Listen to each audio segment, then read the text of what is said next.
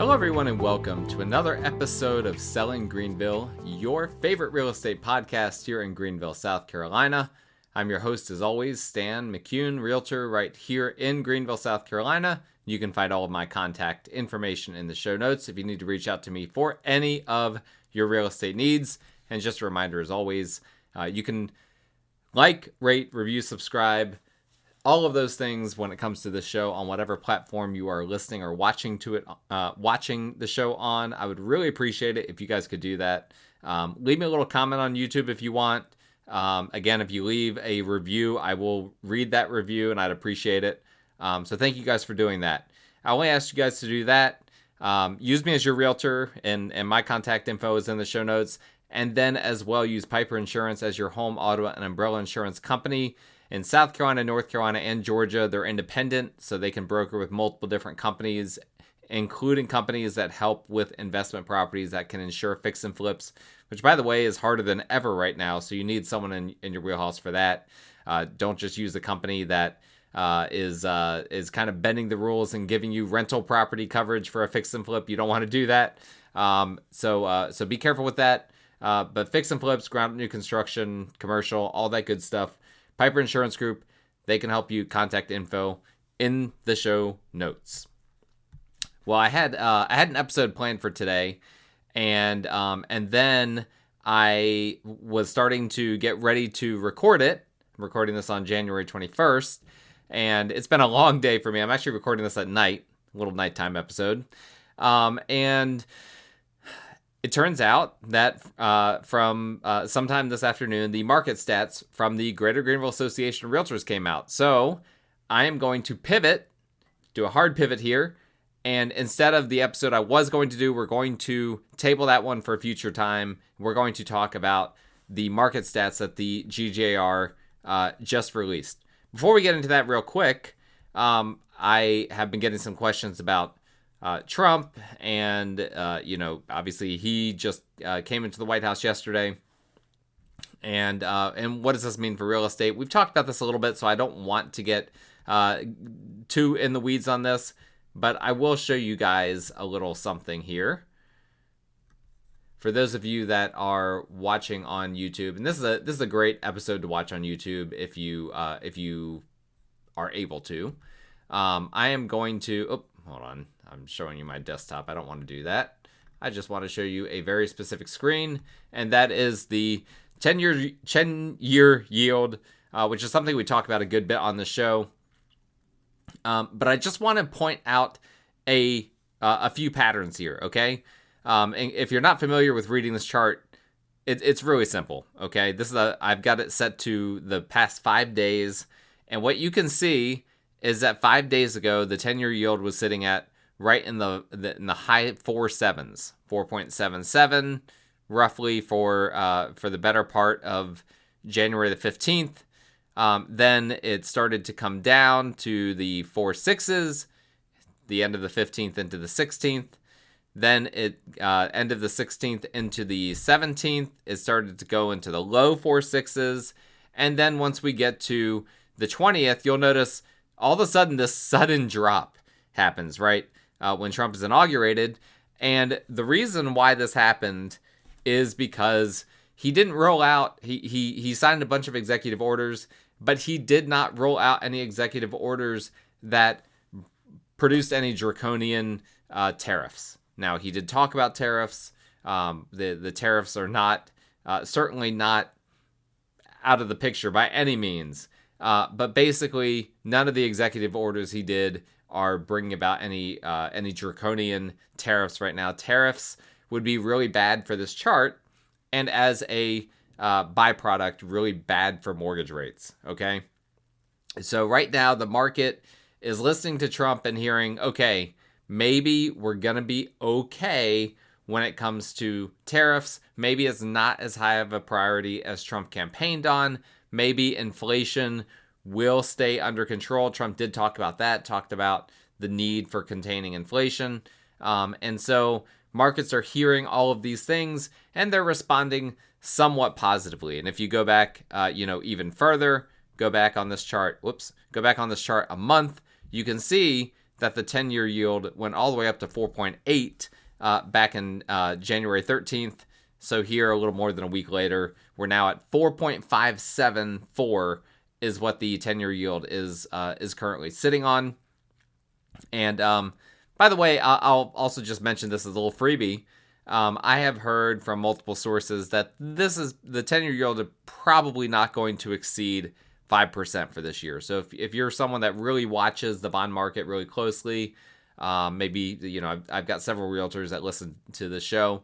If you're watching this really closely and you're really freaking out about mortgage rates and how, where they will go this year, I think we're pretty safe that the 10-year yield will not exceed 5%. I think even if Trump did a bunch of tariffs, caused a bunch of inflation, I think, if the 10-year yield exceeds 5%, I think it will come back down and will kind of rest in the 5% range in the worst case scenario.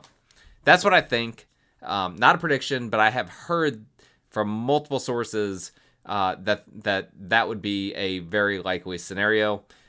So not something to really freak out about too much. That being said, if the 10-year yield did go from 4.57 to 5, that would be, a 50 basis points increase.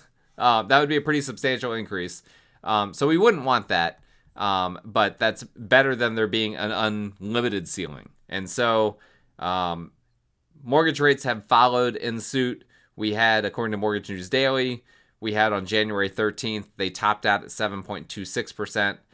They're now sitting at 7.8%. They basically have been in the right around 7.07 to 7.08% now for several days. So that's basically where they've been, just in the low sevens after briefly going up above 7.25. So currently, that's the closest thing that we have to being able to measure the impact of the all the executive orders and everything that Trump is doing. It's really more right now about what he didn't say and what he didn't do than what he has done. And I think that that's going to be the story for the next several weeks until we kind of know more about what he's going to do. And nothing that he does outside of injecting like housing related stimulus in the market, nothing that he does is going to directly impact the housing market. It's all going to be indirect. And there's no indicator to me based on anything that he said while campaigning or more recently that he is concerned about housing affordability right now. He's mentioned it very, very few times. Okay. Now he's talked about rates a little bit.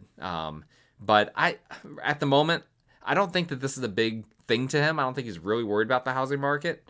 Kamala campaigned pretty heavily on the housing market. Trump, not so much. So I think he's going to just kind of wait and see, see where the vibes are, see what people are thinking, how people feel as his presidency goes on, and then take it from there. And so that's how I will be approaching it. And we'll just see how these next few months and years go. All right, so jumping right into the GGAR market stats that were just released today, we're going to just jump right in. There's some interesting stuff in here. I didn't have a whole lot of time to review this because, like I said, I just saw this for the first time a couple hours ago. But I've done this long enough now. We've been going over this data for years, so I can almost wing it. So we're going to start off right now with the new listings data. New listings data is one of the higher numbers that we've seen in quite some time from a year-on-year increase standpoint. So in December of 2024, again, these are going to take us through the end of the year, okay? So through December of 2024, because obviously we don't have January yet, December of 2023, man, I'm already messed up on the dates. Through December of 2023, there were, in that month, 1,063 new listings. That jumped up in December 24 to 1,299. That's a 22.2% increase in new listings. That's after two months in the negatives, right? October was minus 0.4%. November was minus 1.3%. What's going on here? Well, I think we're still seeing the Hurricane Helene effect, right? We're still seeing the effect of, what happened in September, towards the end of September. It didn't affect the new listings in September as much, but it certainly did affect new listings in October, November, created a backlog, and then as a result, we have a big December of new listings. Now, that being said, I will say this, that we've also seen inventory has come down a bit. We'll talk about this in a second when we get to the inventory section. But new listings have been pretty slow the past few weeks. I would expect them to start picking up pretty soon. And so it'll be interesting once we get the January data in to see exactly where January ends up. Pending sales, this information is always revised in a big way for the most recent month. So we're going to ignore December. We're just going to jump back to November. The numbers, the most recent numbers, are always low, okay? Normally by about 400 units. So November, we had a 3.5% year-on-year increase in pending sales. So this is continuing the trend that we've seen all year. Every single month in 2024 saw an increase in pending sales year over year for that month from 2023. Why did that happen? A variety of reasons for that. One is that a lot of these pending sales in 2022, 2023 were not logged in MLS because they were builder sales, right? So remember, builders, they will sometimes use MLS. Oftentimes they won't if they're a big production builder. Oftentimes they just kind of keep that all to themselves. They use the MLS kind of as a safety valve. If they're just not bringing in business organically through their own websites, through their own open houses, through their model home meetings and all of that, what they will do at that point is then they'll put something on MLS. But even then, I've seen instances where homes listed by builders in MLS, once they go under contract, they just cancel the listing, and don't even reflect it as pending.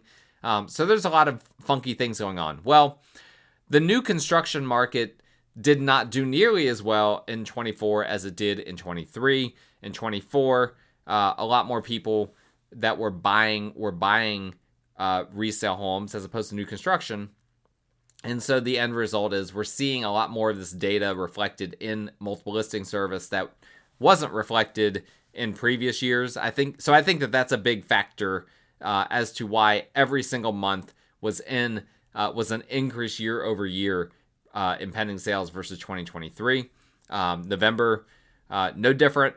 1,131 pending sales versus 1093. I think December, which is currently listed as 630, will probably get revised up to around 1,000 pending sales, and the end result of that will be an increase as well over the 901 that we had December in 2023. So we're going to have a solid year of a lot of pending sales in comparison to the previous year. But closed sales haven't been quite as balmy. Now, and we've talked about this before, a lot of fall throughs, a lot of contract fall throughs this year. And that's why you could have tremendous pending sales, but not as good at closed sales. That being said, the final quarter of the year did end up being substantially stronger than the final quarter of last year. And again, we can thank Hurricane Helene for some of that, because what happened? In September, we had minus 1.6% year over year pending sales. Okay, we had 1,308 pending sales. Sorry, closed sales. We're at closed sales. We're past pendings. 1,308 closed sales in September of 2024 as opposed to 1,329. So just 21 units fewer. But that was a decrease. One of 3 year-on-year decreases that we had in closed sales. But guess what? I think that was Hurricane Helene having an impact again, right?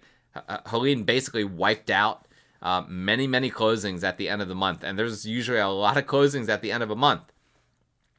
And so what ended up happening here was then we saw a bolster in the previous months. October was a year-on-year increase in closed sales, 5.5%. November increased 11.2%. And then December, a whopping 17.3%. This is the second largest increase year on year in closed sales that we had for the entire year. And for that to happen in December is really, really unusual. So I just want to point out two things here, okay? One is it's not uncommon for there to be a bump from November to December, the little month-on-month bump. And that's exactly what we saw happen. In fact, December ended up being the most closings for a month since August, which is rare. But if you look historically on the chart, okay, the vertical lines are January's, okay? So if you look historically from November to December, it's the dot right before the vertical line is your December month. You see almost every year there is an increase that happens in closed sales. Almost every single year. You have to go back to 2018 is the last time that we didn't have that, but we did in 2017 and 2016, 2015. It is very, very predictable. There's a lot of sales that happen in December, and a lot of that is just, sellers and buyers are more receptive to doing a deal at the end of the year, right? You've got time to make it happen. Usually people have off work, kids are off school. It's not the worst time. If you're going to move during the winter, December is not the worst time to move. Maybe a little be disruptive to your holiday plans, whatever. But it's not the worst time to move. And that happens every single year. We see a little month-on-month bump from November to December. This bump was substantial, though, as I've already said multiple times.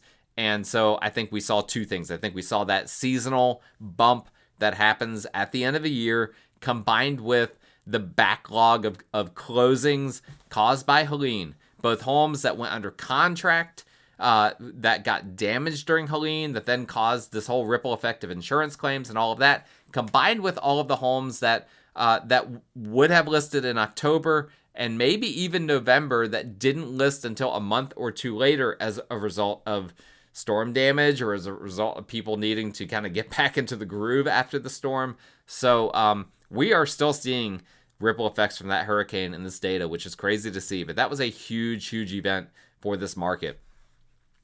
Days on market until sale, we saw a slight month-on-month uptick, but we basically now have had 3 straight months, the entire fourth quarter of this past year, in the low mid 50s. So we're now at 54 days on market until sale for the month of December. That all that means is the average number of days between when a property is listed and when an offer is accepted in a given month. Doesn't necessarily mean that that's the final offer, right? Because it could be that the offer is accepted, it goes under contract, and then that falls through, and then it goes back on the market. But we look at these numbers in aggregate rather than getting bogged down in the details. And we're at 54 days until sale. Modest increase. That was a 5.9% year-on-year increase from December of 23, as opposed to the past several months prior to December had been massive increases. Now we're starting to close the gap a little bit with 2023. We're starting to see the market kind of look a little bit. Some of the data is starting to look a little bit more, what we were seeing back last year. Now it's starting to kind of look like that again here with regard to these numbers. So sellers, towards the end of last year, we're starting to see the market cool down quite a bit.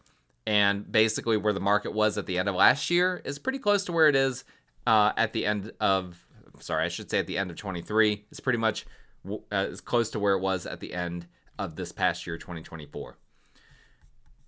Median sales price. Of course, this is always a highlight of the show. And I said on here recently that I would not be surprised if we see more. We've already seen 3 consecutive months of year-on-year decreases to the median sales price. I said I wouldn't be surprised if we continued to see that trend going into the new year. And sure enough, December was another decrease, a 1.5% decrease to the median sales price to $310,250. And December of 2023 was $315,000. Now the 12-month median, if we want to look at that, if you're a seller and you want something positive, the 12-month median, when you look at the past 12 months and take the median number for that, was $314,900.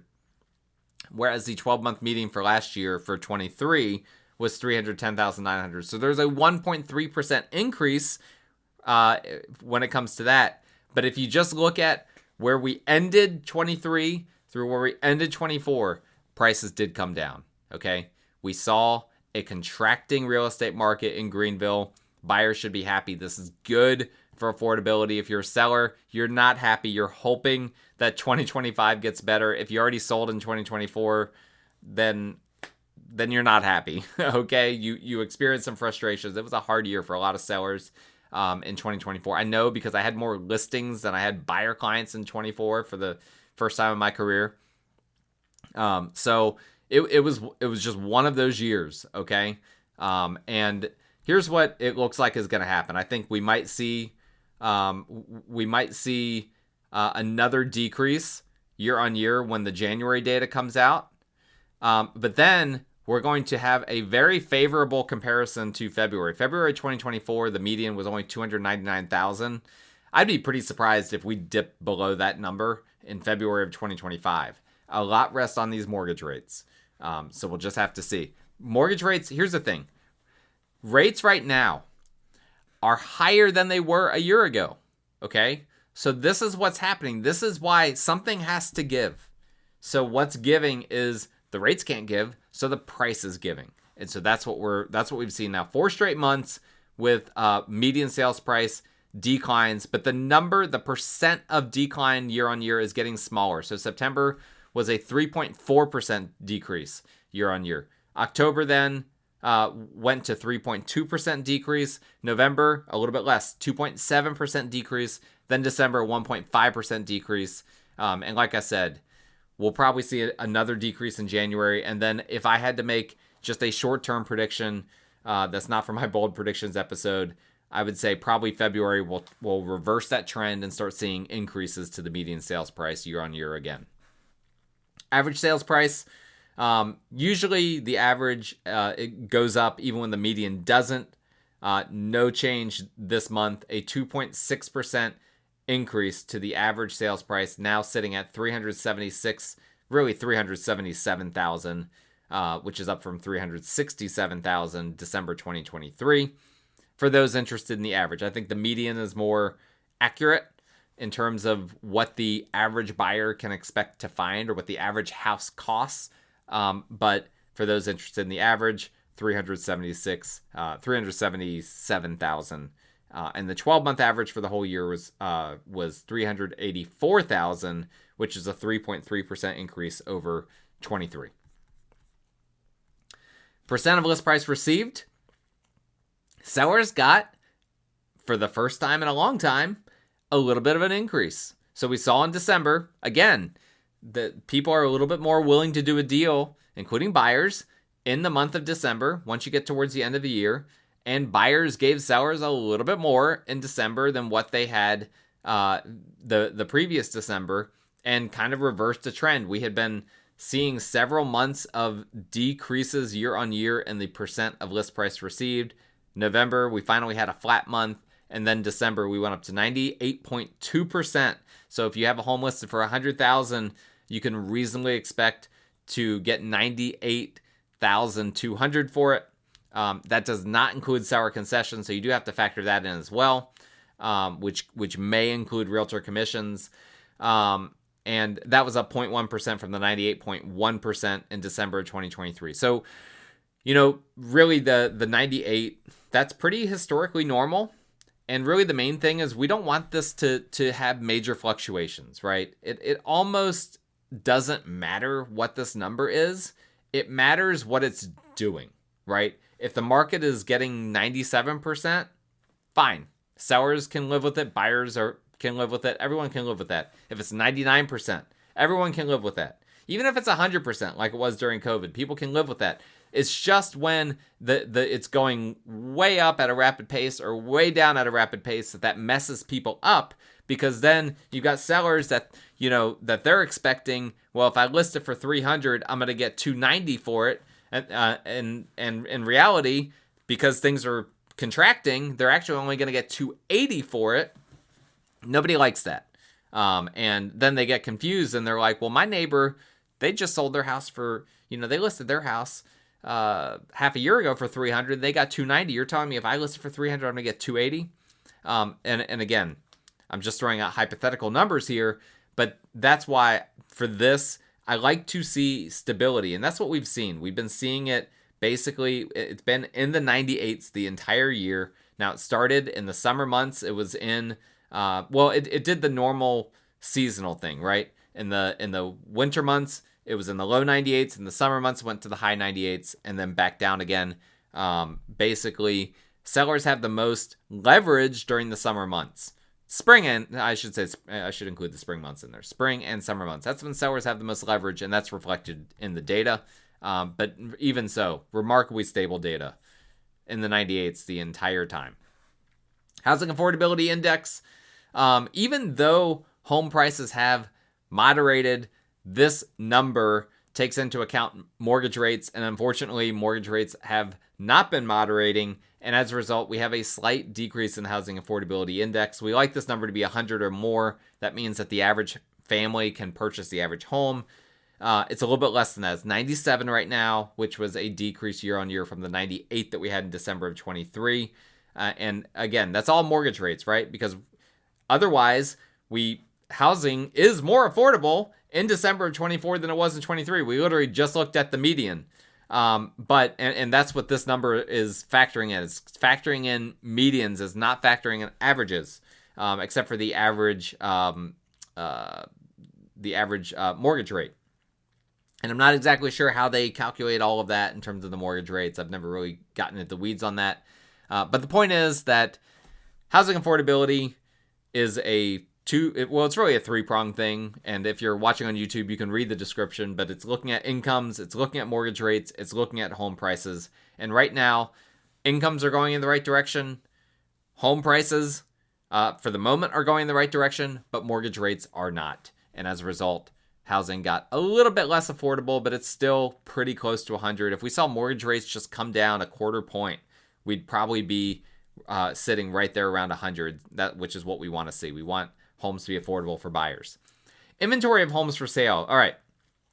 I said we talk about this, and I don't think that the data is exactly reflective of precisely what's happening, but I will explain a little color to this in just a moment.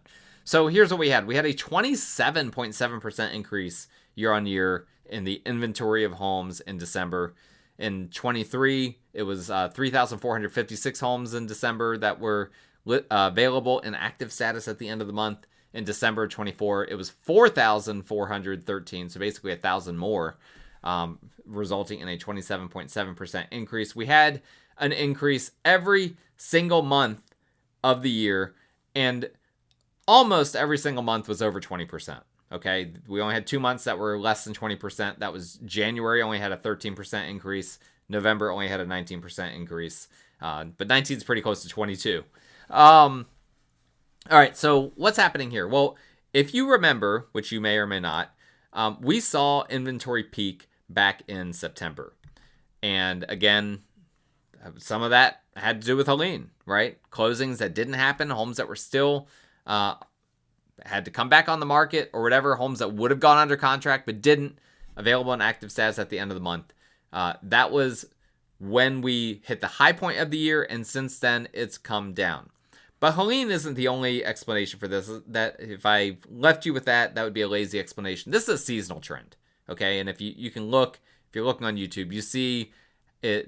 There's little hills every year, and every year, even though this is counterintuitive to some people, inventory goes up during the summer months. More supply comes into the market than demand.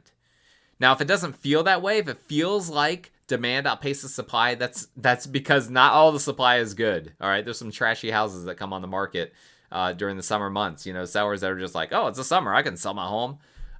So the demand does increase substantially, and the supply doesn't increase substantially, but the good supply doesn't keep up with the good demand. And so the end result is that we end up having inventory go, usually it bottoms out around this time of year, January, February. You can see that all across the data historically, and then it starts to rise as we go into the spring season. And that's precisely what we're seeing here. It topped out in September, and it's been coming down since then. Now, month on month, very slight increase from November to December. I'm not drawing any. That's a little bit unusual, but I'm not drawing any major conclusions from that. I think that we'll probably continue to see it bottom out, and I'm actually quite confident of that because as I've been pulling up the active inventory, it is way down. Like if I'm just pulling up the multiple listing service, just looking at how many homes are for sale, it's substantially down from what it was back in December. So I think January we'll probably see this number come down a bit. Now, will it be a decrease year on year? No, I don't think so, because January of last year only had 3,500 homes in active status at the end of the month of January. I think we're going to have more than that. It'll probably be close to 4,000. But that'll still be month on month a decrease and continuing that normal seasonal trend. And then we'll gear back up for the spring and summer months for inventory to start to take off again. Month supply of inventory, this kind of gives you a better picture of what's actually happening, right? It's taking the inventory of homes for sale at the end of a given month divided by the average monthly pending sales from the last 12 months. And I should mention that sometimes this inventory number ends up getting revised. So it may not end up actually being this number. We'll see. Sometimes it's revised really heavily. Sometimes it's not. Pending sales is always revised really heavily, as I've already said. So it says on here December was 3.3 months supply of inventory, which would be a 22.2% increase. I don't think so. I think that in that 22.2% increase over 2.7 months of supply in 2023, I think that's going to come back down once all this data gets revised. I think that this is going to be probably in the lower threes, probably 3.1, 3.2, which could continue a downward trend that we've seen also since September. September was 3.4 months, October 3.3, November 3.2, December will probably be 3.1 months of inventory. Still an increase year on year. It's just not a dramatic increase. And that's still pretty low months of inventory, right? If you're a buyer right now or you're a buyer agent right now, you don't feel like there's a whole lot on the market for you or for your clients. I mean, there's not, right? Talked about this many times. The traditional metric that you need to be at 6 months of inventory for it to be a flat market or a market transitioning to a buyer's market. No. If we started to get into the mid fours, we would really be in a buyer's market by that point because of the changes in how the market has been in more recent years. But we're nowhere near that right now. It appears that we're hovering around 3 months supply of inventory. So basically what that means is that no more homes came on the market and the absorption rate continued. People kept buying homes at the pace that they're currently buying. We would be out of homes within 3 months. Okay, that's all that means. You know what? I'm gonna cut it there. I could get into the housing supply overview, but I think that we've talked long enough, and I'm tired. It's nighttime. I've had a long day. I did a lot of driving today, a lot of walking around a bunch of different places. But it's good. It's been a good start to the year. I hope it's been a good start to the year for you guys as well. Thank you guys so much for listening. My contact information is in the show notes. You need to reach out to me for any of your local or non-local real estate needs. And just a reminder, Piper Insurance Group, you need to reach out to them for a free quote today. They are also in the show notes. Thank you guys for listening. Like it, rate it, review it, subscribe to it if you like this show. We will talk again next time.